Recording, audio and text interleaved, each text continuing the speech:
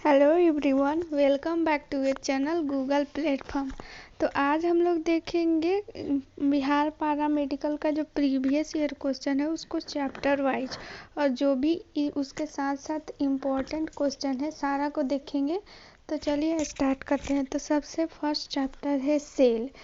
Cell से बहुत सारा क्वेश्चन पूछते रहता है, तो इसके जितने भी इम्पॉर्टेंट फैक्ट है सारे को देखेंगे, और जो भी प्रीवियस ईयर क्वेश्चन है उसको भी देखेंगे, और एमसीक्यू देखेंगे विथ डिस्कशन। तो चलिए स्टार्ट करते हैं। सबसे पहले देखेंगे कि सेल क्या चीज़ है, सेल किसे कहते हैं। तो सेल जो है ये सबसे सूक्ष्मतम है, जो बॉडी का ये जितना पार्ट है उसका सबसे सूक्ष्मतम कण सेल ही है, और ये जीवों का संरचनात्मक और क्रियात्मक इकाई है। और सबसे छोटी इकाई क्या है? सेल है। सेल से ही मिलकर टिश्यू बनता है, यानी कि ऊतक। और ऐसे ही सेल मतलब कोशिका, और फिर टिश्यू से मिलकर बनता है ऑर्गेन, और ऑर्गेन से बनता है ऑर्गेन सिस्टम, और ऑर्गेन सिस्टम से पूरा मिलकर हम लोग का बॉडी बनता है। तो बात करते हैं सेल। सेल का जो हम लोग अध्ययन करते हैं उस अध्ययन को क्या कहते हैं? तो उस अध्ययन को कहते हैं साइटोलॉजी। क्या कहते हैं? साइटोलॉजी। और कोशिका का जो खोज हुआ था कब हुआ था? 1665 ईस्वी में। और किसने किया था? तो रॉबर्ट हुक ने किया था सबसे पहले 1665 ईस्वी में। लेकिन ये जो रॉबर्ट हुक थे वो मृत कोशिका की खोज की थी। किस कोशिका की खोज? मृत कोशिका की। तो ये रॉबर्ट हुक जो है इनको और क्या चीज़ कहते हैं? इनको जो कहते हैं, इन्होंने ही सबसे पहले कोशिका की खोज की थी, इसीलिए इनको साइटोलॉजी, फादर ऑफ साइटोलॉजी कहते हैं। ठीक है, फादर ऑफ साइटोलॉजी। लेकिन रॉबर्ट जो हुक थे वो तो मृत कोशिका की खोज किए थे, तो जीवित कोशिका का खोज किसने किया था? तो जीवित कोशिका का खोज जो है ल्यूवेन हॉक ने किया था। ल्यूवेन हॉक ने कब किया था? 1674 ईस्वी में इन्होंने किया था। और ये जो है ल्यूवेन हॉक जो है ये बैक्टीरिया का भी खोज किए थे, तो इन्हें फादर ऑफ बैक्टीरियोलॉजी भी कहते हैं। फादर ऑफ बैक्टीरियोलॉजी भी कहते हैं। ठीक है। अगर बात करेंगे सबसे छोटी जो सेल होती है वो कौन सी होती है, तो वो होती है माइक्रोप्लाज्मा। ठीक है। और सबसे बड़ी जो कोशिका होती है वो जो है शुतुरमुर्ग का जो अंडा होता है उसके अंडा में जो कोशिका पाया जाता है। शुतुरमुर्ग का अंडा सबसे बड़ा अंडा होता है, और उसी के अंडा में सबसे बड़ा कोशिका भी पाया जाता है। ठीक है। और सबसे लंबी कोशिका की बात करें तो सबसे लंबी कोशिका कौन सी है? तंत्रिका तंत्र। तंत्रिका तंत्र कहाँ पाया जाता है? तो वो ब्रेन में पाया जाता है। कहाँ पाया जाता है? ब्रेन में। तो ये सारे सेल के बारे में जो इतने सारे फैक्ट है सबको याद रखेंगे, ये सारे बहुत ही इम्पोर्टेंट है, ये भी पूछता है। तो चलिए हम लोग एमसीक्यू देखते हैं, और उससे रिलेटेड जितना भी क्वेश्चन रहेगा उसको डिटेल में जानेंगे। सबसे फर्स्ट क्वेश्चन है डीएनए में होते हैं, यानी कि डीएनए में क्या होते हैं? तो एमिनो एसिड, पेप्टाइड्स और पेप्टोन्स और न्यूक्लियोट्स। तो इसका राइट आंसर क्या होगा? राइट आंसर है ऑप्शन नंबर डी। तो डीएनए में जो है न्यूक्लियोटाइड्स पाया जाता है। डीएनए का फुल फॉर्म क्या होता है? डाइऑक्सी न्यूक्लिक एसिड होता है। ठीक है। और जो डीएनए होता है वो डीएनए जो होता है डबल जो स्टैंडर्ड होता है वैसा होता है, और आरएनए जो होता है डबल स्टैंडर्ड होता है। डीएनए के जो एक टर्म होता है इसको टर्म कहते हैं। एक टर्म की लंबाई कितना होता है? 34 एंगस्ट्रॉम। इसको एंगस्ट्रॉम में मापते हैं। तो इसकी एक जो टर्म यानी कि एक फेरा जो है, ये एक फेरा हो गया, इसकी लंबाई कितनी होती है? तो 34 एंगस्ट्रॉम। और ये एक टर्म हो गया, और इसको ये जो ऐसे ऐसे होता है इसको न्यूक्लियोटाइड कहते हैं। क्या कहते हैं? न्यूक्लियोटाइड। इसी से मिलकर बनता है डीएनए। और तो एक टर्म में ये न्यूक्लियोटाइड्स की कितनी संख्या होती है? तो इसकी संख्या होती है टोटल 10। और जो डीएनए होता है वो डीएनए जो है जेनेटिक मटेरियल है। कैसा मटेरियल है? जेनेटिक्स मटेरियल है। इसी के द्वारा, डीएनए के द्वारा ही जो गुण होता है जो हमें माता और पिता से मिलता है, लंबा छोटा बड़ा, इस रंग का भी, और गोरा काला, ये सब का जो है डीएनए से ही हमें प्राप्त होता है। बात करते हैं एमिनो एसिड की। तो एमिनो एसिड जो होता है वो कितने प्रकार के हमारे बॉडी में पाया जाता है? 20 प्रकार का। और 20 प्रकार मतलब 20 प्रकार के एमिनो एसिड नहीं, 20 प्रकार के एमिनो एसिड से मिलकर जो है एक प्रोटीन बनता है। ठीक है। अगला क्वेश्चन है, कोशिका में प्रोटीन संश्लेषण का स्थान है, यानी कि कोशिका में जो है, सेल में जो है प्रोटीन संश्लेषण कहाँ होता है? तो ऑप्शन नंबर माइटोकॉन्ड्रिया, केंद्रक, राइबोसोम और केंद्रिका। तो इसका राइट आंसर है राइबोसोम। राइबोसोम में है जो प्रोटीन का संश्लेषण होता है। अगर राइबोसोम की बात करें तो वो जो सेल होता है, सेल के अंदर के सबसे छोटा, सेल के अंदर भी बहुत सारा अंग होता है, जैसे माइटोकॉन्ड्रिया हो गया, केंद्रक हो गया, राइबोसोम और केंद्रक, ये सारा कुछ जो है वो सेल के अंदर पाया जाता है। तो सेल के अंदर सबसे छोटा अंग कौन सा है? राइबोसोम होता है। राइबोसोम जो होता है प्रोटीन का निर्माण करता है, इसलिए इसको प्रोटीन का फैक्ट्री कहते हैं। फैक्ट्री ऑफ प्रोटीन किसको कहते हैं? राइबोसोम को कहते हैं। बात करते हैं माइटोकॉन्ड्रिया। तो माइटोकॉन्ड्रिया को कहते हैं ऊर्जा का पावर गृह, यानी कि ऊर्जा का पावर गृह कहते हैं, पावर हाउस इसको कहते हैं। और केंद्रक का बात करते हैं तो केंद्रक को जो कोशिका का जो है मस्तिष्क कहते हैं, यानी कि ब्रेन ऑफ द सेल कहते हैं इसको, केंद्रक को। क्योंकि ये जो कोशिका के अंदर जितना भी क्रिया होता है वो सारी क्रिया को कौन नियंत्रण करता है? केंद्रक ही करता है। चलिए देखते हैं अगला क्वेश्चन। अगला क्वेश्चन है, निम्नलिखित में से किसमें वास्तविक केंद्रक नहीं पाया जाता है? हरा शैवाल, लाइकेन, कवक और जीवाणु। तो इसका राइट आंसर है जीवाणु। जीवाणु में जो है वास्तविक केंद्रक नहीं पाया जाता है। क्यों? क्योंकि ये जो है यूनिसेलुलर है। यूनिसेलुलर यानी कि एक कोशिकीय जीव है, इसलिए इसमें जो है केंद्रक नहीं पाया जाता है। और जीवाणु जो है यानी बैक्टीरिया एक प्रोकैरियोटिक जीव है। इसमें डीएनए सेल के जो है केंद्रिका भाग में होता है, इसे न्यूक्लियोटाइड कहते हैं। ठीक है। जीवाणु जो है वो एक प्रोकैरियोटिक जीव है।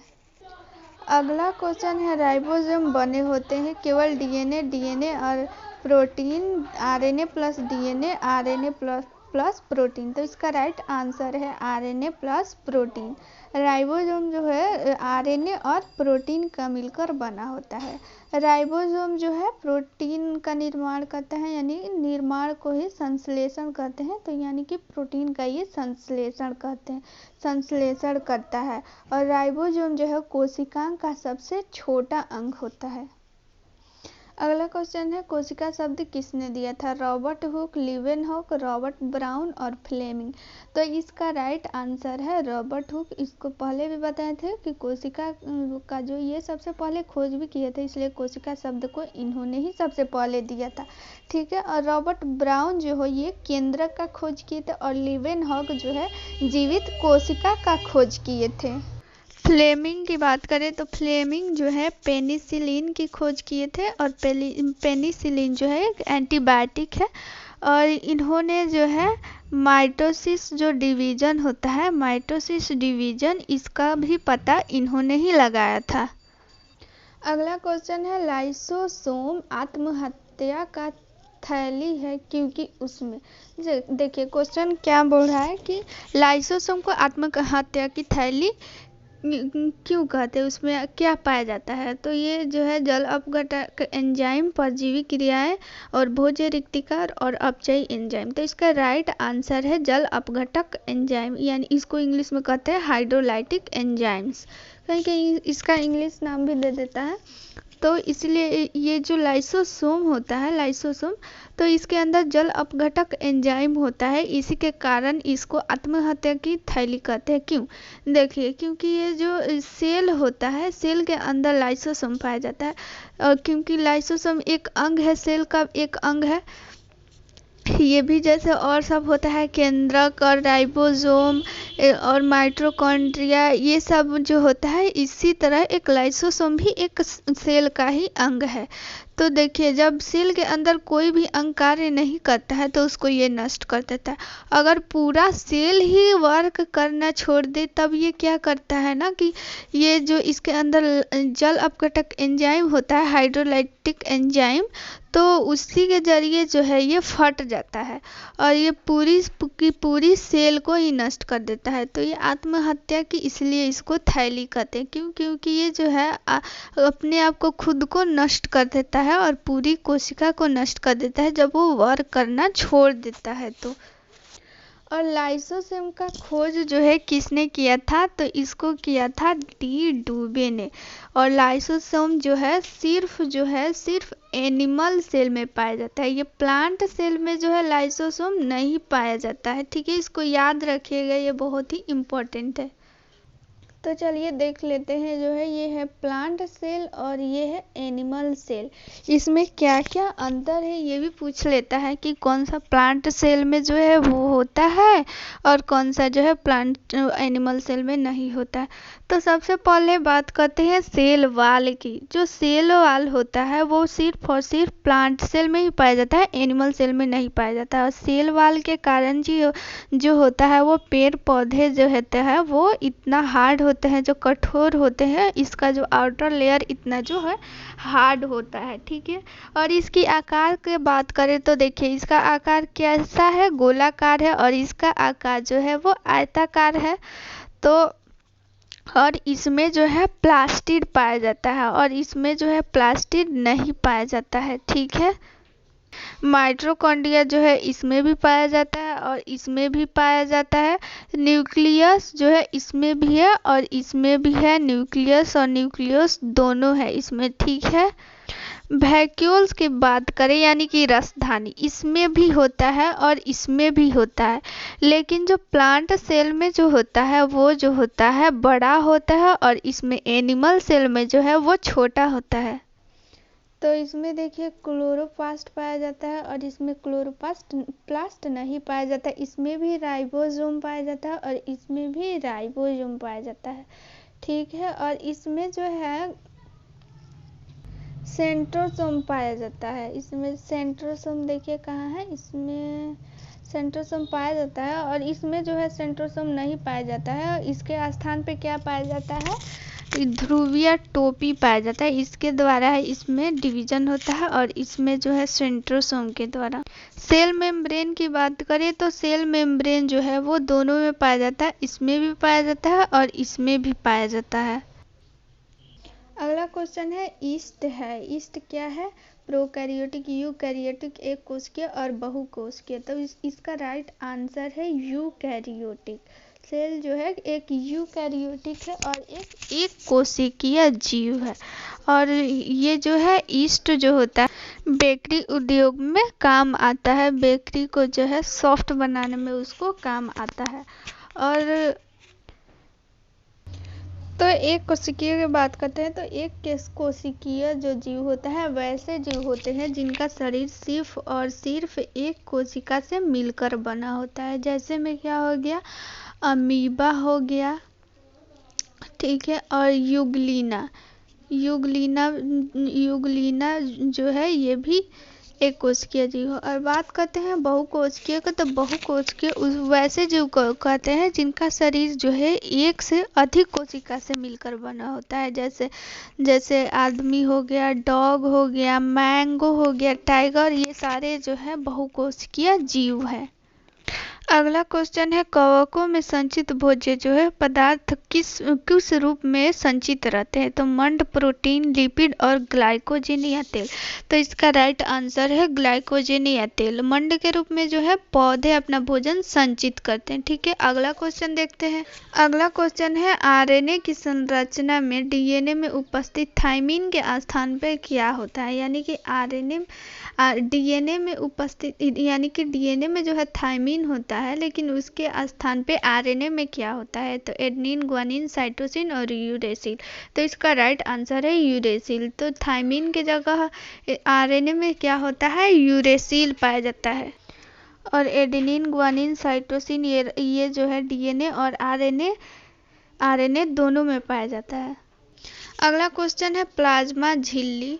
प्लाज्मा झिल्ली के यानी कि वर्क बताना है कि क्या है? प्रोटीन संश्लेषण में सहायता करना है, केवल जल के कोशिका में प्रवेश और निकास को नियंत्रण रखना, कोशिका में जल विद्युत लवणों के प्रवेश या निकास को नियंत्रण करना, और लास्ट है पादप कोशिका के कोशिकांग को सुरक्षित रखना। तो इसका राइट आंसर है ऑप्शन नंबर सी। कोशिका में जितना भी ये जो सेल मेम्ब्रेन जो है ये प्लांट सेल में तो सेल वाल पाया जाता है, उसके बाद सेल मेम्ब्रेन पाया जाता है, लेकिन एनिमल सेल में जो है सबसे बाहर जो होता है उसको जो होते हैं नहीं, इसमें प्लाज्मा झिल्ली का बात कर रहा है। तो ये जो है ये प्लाज्मा झिल्ली नहीं, सेल मेम्ब्रेन पाया जाता है सेल वाल के बाद, और प्लाज्मा झिल्ली भी उसके बाद पाया जाता है। तो उसका काम है कोशिका में जितना भी खनिज और लवण के प्रवेश और निकास को नियंत्रण करना, यानी कि किसको अंदर कोशिका के अंदर जाना है और किसको बाहर जाना है, इसी का ये नियंत्रण रखता है। और प्रोटीन संश्लेषण में सहायता कौन करता है? राइबोसोम करता है।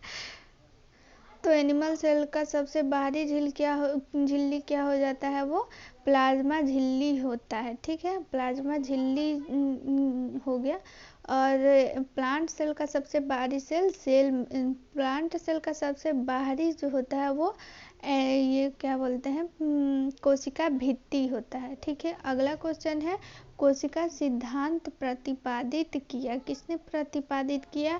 तो एडी हर्शेल, एस.ई. लुरिया और Sutton M Boveri, Schleiden and Schwann, Jacob और मुनर। तो इसका राइट आंसर है स्लाइडेन एंड स्वान ने ही कोशिका सिद्धांत कब दिया था? 1839 ईस्वी में। प्लाज्मा सेल और सेल मेम्ब्रेन दोनों एक ही है, दोनों का एक ही नाम है। अगला क्वेश्चन है मानव शरीर में मौजूद निम्नलिखित कोशिका में से किसमें माइटोकॉन्ड्रिया नहीं पाया जाता है? रेड ब्लड सेल, मांसपेशीय कोशिका, यकृत कोशिका और श्वेत रक्त कोशिका। तो इसका राइट आंसर है रेड ब्लड सेल यानी लाल रक्त कोशिका। इसमें जो है माइटोकॉन्ड्रिया नहीं पाया जाता है। माइटोकॉन्ड्रिया की बात करें तो माइटोकॉन्ड्रिया का जो है खोज किसने किया था? तो इसका खोज जो है अल्टमैन ने किया था। कब किया था? 1890 ईस्वी में किया था। और बेडा जो है माइटोकॉन्ड्रिया का नामकरण किया था। और माइटोकॉन्ड्रिया जो है इसको श्वसन स्थल भी कहते हैं, क्योंकि माइटोकॉन्ड्रिया में ही श्वसन होता है। अगला क्वेश्चन है कवक की कोशिका भित्ति किससे बनी होती है? सेलुलोज, हेमीसेलुलोज, काइटिन और लिग्निन। तो इसका राइट आंसर है काइटिन। तो कवक की जो कोशिका भित्ति होती है वो काइटिन की बनी होती है। और सेलुलोज की जो है वो पौधों की कोशिका भित्ति सेलुलोज और पैक्टिन की बनी होती है। सेलुलोज और पैक्टिन की मिलकर बनी होती है। ठीक है, और कवक का अध्ययन क्या कहलाता है? माइकोलॉजी। कवक का अध्ययन माइकोलॉजी कहलाता है। और कवक जो है अपना भोजन किस रूप में संचित रखता है? तो कवक जो है अपना भोजन ग्लाइकोजेन के रूप में संचित रखता है। अगला क्वेश्चन है मधुमक्खी के डंक का इलाज करने के लिए डैश का उपयोग किया जाता है? नींबू के रस, दूध, सिरका, बेकिंग सोडा के घोल। तो इसका राइट आंसर है बेकिंग सोडा का घोल। बेकिंग सोडा के घोल को ही इसको साधारण भाषा में खाने का सोडा कहते हैं। ठीक है, इसको खाने का सोडा किस में यूज किया जाता है? बेकरी उद्योग में और अग्निशामक यंत्र में भी बेकिंग सोडा का यूज किया जाता है। ठीक है, अग्निशामक यंत्र और जो है प्रतिकारक यानी एंटीबायोटिक के रूप में भी ये इसको काम किया जाता है, इसको काम में लाया जाता है। इसका फॉर्मूला क्या होता है? NaHCO3। इसका क्या फॉर्मूला होता है? NaHCO3। अगर मधुमक्खी की बात करें तो मधुमक्खी का अध्ययन क्या कहलाता है? एपीकल्चर। मधुमक्खी का अध्ययन क्या कहलाता है? एपीकल्चर। और नींबू में जो है, नींबू के रस में कौन सा अम्ल पाया जाता है? तो इसके रस में जो है साइट्रिक अम्ल पाया जाता है। कौन सा अम्ल? साइट्रिक। और सिरका में कौन सा अम्ल पाया जाता है? एसिटिक अम्ल पाया जाता है। कौन सा अम्ल? एसिटिक अम्ल। और खाने वाला सोडा का इसका फॉर्मूला NaHCO3 हो गया। अगर धुआं सोडा का बात करें तो धुआं सोडा का जो है फॉर्मूला क्या होता है? Na2CO3 into 10H2O। इसका क्या फॉर्मूला होता है? Na2CO3 into 10H2O। ठीक है, चलिए ये वीडियो जो है यहीं पे समाप्त होता है। बहुत लंबा वीडियो हो गया और अगला भी आएगा और सब सब्जेक्ट का भी, तो देखिएगा ज़रूर। और अच्छा लगेगा तो लाइक शेयर और कमेंट ज़रूर कीजिएगा। Thank you. जय हिंद।